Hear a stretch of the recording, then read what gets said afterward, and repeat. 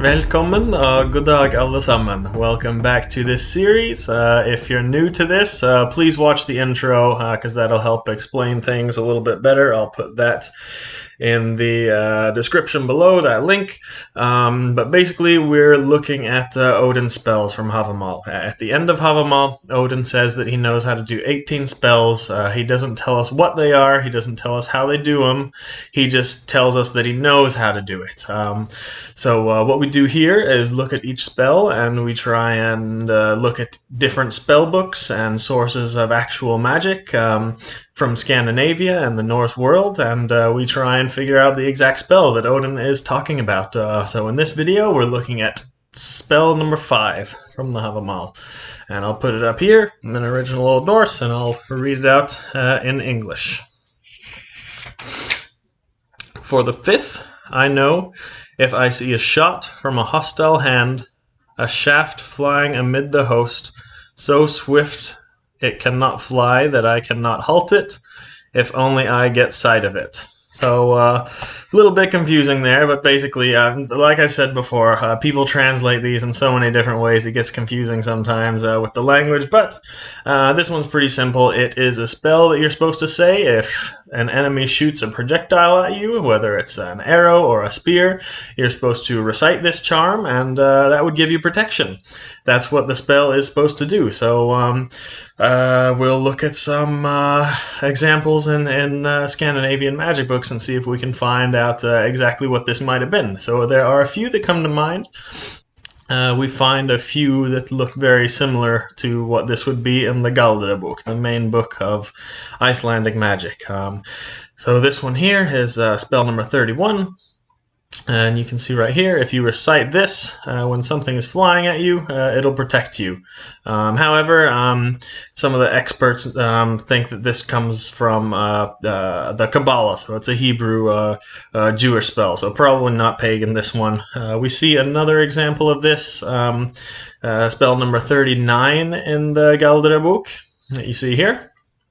And this is also a similar thing, but we don't see this directly coming from the Kabbalah, so there might be a slightly higher chance of being originally pagan, but there's really not a whole lot of pagan influence here, it looks like. Now, we find a couple of other magical staves in different books of Icelandic magic, and you were supposed to carve it and write it in letter. I might put a photo of it right here, and this one also included spells, but it included weapons too. It could protect you from spells, troll shots they call it, and weapons. So spells were also called troll shots in these times.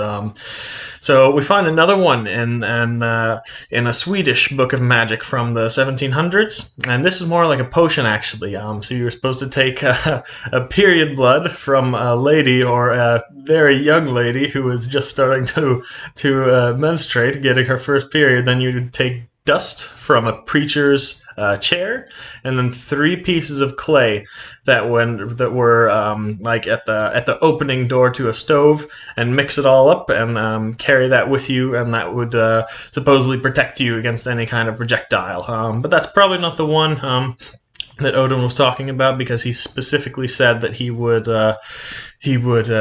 say a charm. He would say a few words while the projectile was coming at him, and he would be protected. So I think we found exactly what this one is, and you can see right here.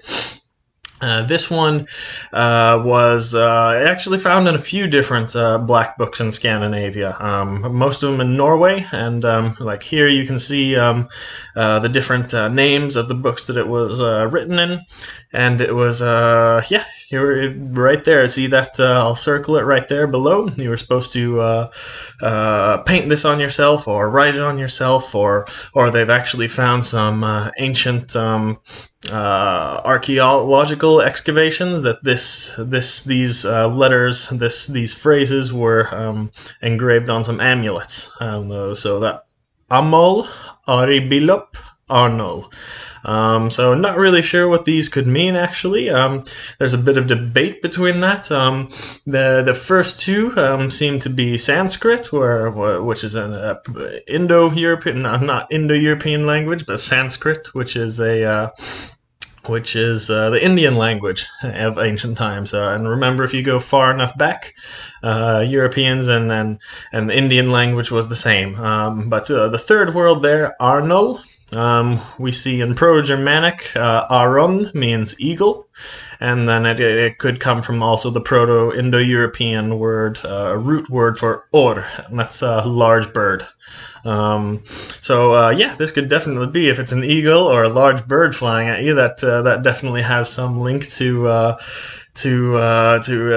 projectiles in the Germanic languages and Indo-European languages. So this could be very, very old. And like I said, these three words were also found on some amulets from ancient times when they've done some archaeological digs. And also here, if you here's just a little, we can scroll down a bit and see in the same book, tag ett stycke permanent, skriv dessa ord därpå och bär dem hos dig. This is Old Norwegian, but I can still understand it a little bit. So you take a piece of paper or parchment and write these words, and you carry it on you after that. Those are the three words you write, and if you go down a bit further, the magic book also tells you tviler du, då försök den på en hund. So if you're in doubt, try it on a dog first. So I definitely do not recommend that. Please do not carve out these or paint out these words and put it on a dog and shoot anything at a dog. Not advocating for animal cruelty of any kind.